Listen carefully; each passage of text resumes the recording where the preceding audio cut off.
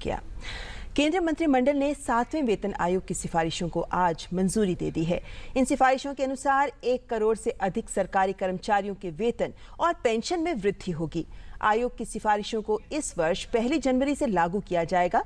इसके साथ ही बैठक में राष्ट्रीय खनिज उत्खनन नीति पर भी मंजूरी मिलने की खबर है। इससे देश में 100 संभावित खनिज ब्लॉक्स की नीलामी का मार्ग प्रशस्त होगा। मंत्रिमंडल की बैठक में एक ऐसे कानूनी प्रस्ताव पर भी विचार किया जा सकता है जिसमें देश भर में दुकानों, मॉल और दूसरे प्रतिष्ठानों को पूरे साल चलाने और अपनी सुविधा के मुताबिक खोलने और बंद करने की अनुमति दी जा सकती है।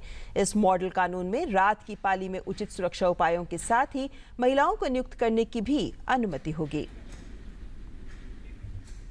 और इस पर ज्यादा जानकारी के साथ जुड़ रहे हैं हमारे संवाददाता सुधाकर, जैसा कि सुबह से कहा जा रहा है कि 7वें वेतन आयोग को सिफारिशों को आज अनुमति मिल सकती है, लेकिन अब जो खबर आ रही है उसके हिसाब से केंद्रीय मंत्रिमंडल ने इन सिफारिशों को अनुमति दे दी है। तो एक बड़ी खबर केंद्रीय सुरक्षा कर्मियों के लिए, लेकिन कौन कौन सी अहम सिफारिशें हैं जो उनके लिए लाभदायक हैं?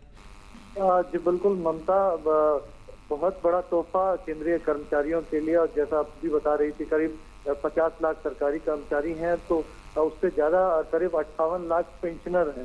सीधे तौर पे उनको फायदा होगा और सीधे तौर पे खास तौर पे सिर्फ ना सिर्फ बेसिक्स में बल्कि अलावेंसेस में भी काफी बढ़ोतरी की गई है। ये खबरें आ रही हैं।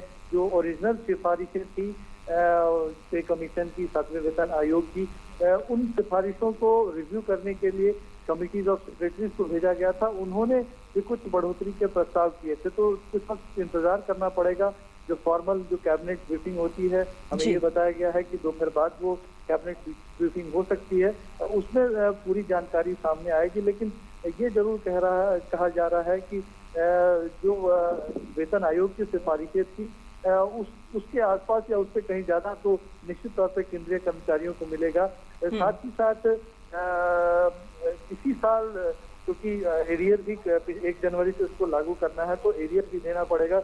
कोशिश ये भी रहेगी कि एरियर भी जल्द से जल्द तमाम कर्मचारियों को, अगर 6-8 महीने का एरियर होता है तो वो भी दिया जा सके। इसके लिए भी जो बजटीय प्रावधान है वो पहले ही कर दिए जा चुके थे। साथ ही सुधाकर, इस बैठक में जैसा महत्वपूर्ण खनिज नीति पर बात हो रही है और हम लगातार देख रहे हैं कि सरकार किस तरीके से खनिज क्षेत्र को में पारदर्शिता लाने के साथ साथ इसे और बढ़ावा देने की भी कोशिश कर रही है। जो राष्ट्रीय खनिज उत्खनन नीति है जिस पर मंजूरी देने की बात की जा रही है, कितनी बड़ी उपलब्धि रहेगी ये और कितना बड़ा फैसला रहेगा ये?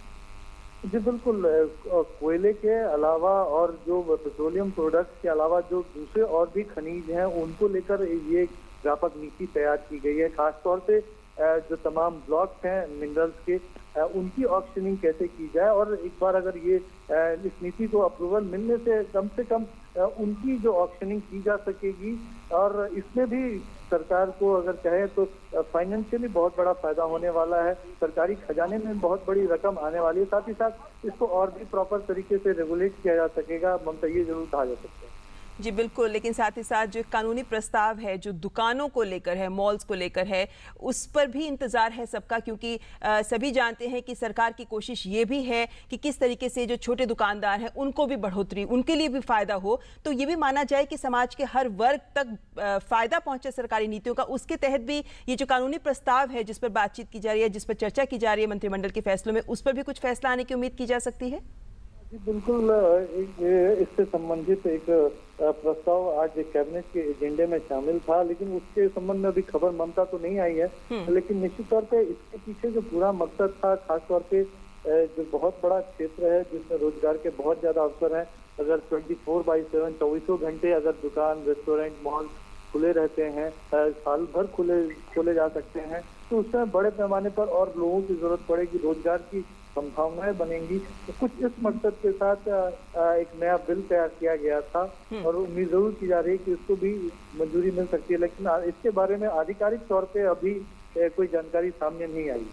जी बिल्कुल, लेकिन फिलहाल इंतजार करना होगा जब आधिकारिक तौर पर मंत्रिमंडल के निर्णय सामने आएंगे और विस्तार से उनके बारे में फिर जानकारी मिलेगी। बहुत बहुत शुक्रिया सुधाकर हमारे साथ इस तमाम जानकारी के साथ जुड़ने के लिए। तो मंत्रिमंडल के कुछ अहम फैसले जिनका इंतजार रहेगा, लेकिन एक बड़ी खबर जो आ रही है इस वक्त कि 7वें पे कमीशन को इस वक्त मंजूरी मिल चुकी है।